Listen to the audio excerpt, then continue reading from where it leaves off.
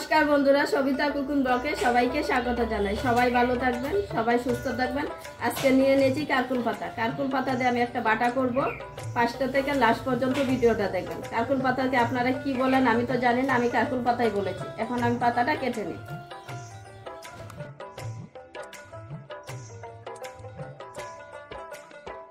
কারকুল পাতাটা এখন আমি কেটে নিব। আপনারা কমেন্টে জানাবেন কারকুল পাতাকে আপনারা কি বলেন। আমি ডাঁটাটা রেখে দিব, ডাঁটাটা দিব না, খালি শুধু পাতাটাই দিব। কারকুল পাতাটা আমি বলে নেব।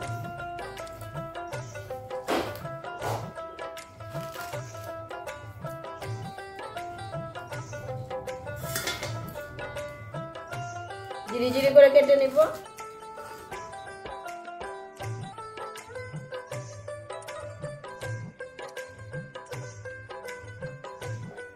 পেঁয়াজ, রসুন, কাঁচা লঙ্কা, কালো জিরা একসাথে ভাজার জন্য এখন দিয়ে দিয়েছি তেল। এখন কাঁচা লঙ্কাটা ভেজে নিই। এখন রসুন পেঁয়াজটা টুকরো টুকরো করে কেটে নিয়েছে, এখন পেঁয়াজটা দিয়ে দিই।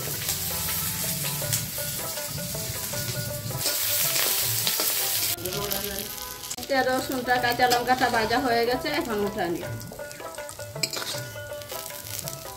এখন ভেজে নিব কালো জিরা।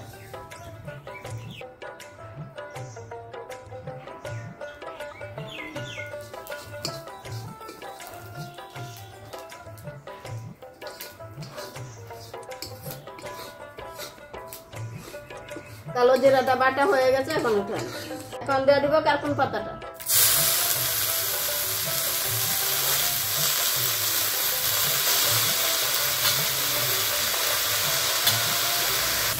অল্প করে দিয়ে দিব লবণ। পাতাটাতে অল্প করে দিয়ে দিব সরষের তেল দিয়ে ভেজে নিব।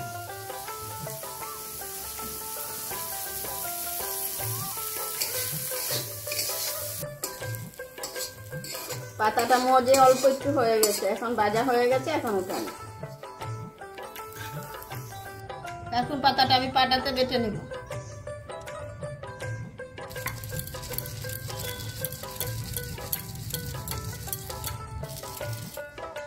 বেটে নেব রসুন, কালো জিরা, পেঁয়াজ, কাঁচা লঙ্কা একসাথে বেটে নেব। একসাথে বেটে নিয়েছি, বাটা হয়ে গেছে, এখন উঠায় নেব। এখন উঠায় নেব। তো লবণ দিয়েছি আমি, এখন অল্প করে দিয়ে দিব লবণ। কাঁচা অল্প সরষের তেল দিয়ে দিব। কাঁচা পেঁয়াজ কুচি কুচি করে, কাঁচা পেঁয়াজটাও কুচি কুচি করে কেটে নিয়েছি, এখন মেখে নেব। কারকুল পাতা বাটাটা কেমন হয়েছে যদি ভালো লাগে কমেন্টে জানাবেন, লাইক করবেন, শেয়ার করবেন।